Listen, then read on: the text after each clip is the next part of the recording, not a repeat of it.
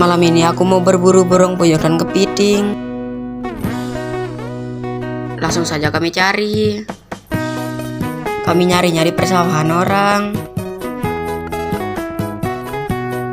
Di sini kami menemukan kelapa muda. Kelapanya langsung kami bawa. Ini kelapanya coba kami buka. Ini kelapanya udah busuk, ini nggak enak dimakan. Karena kelapanya nggak enak, ini kelapanya kami buang. Karena burung puyuhnya kami tidak dapat, lanjut kami cari kepiting. Di sana kami lihat ada satu. Langsung saja temanku yang ambil.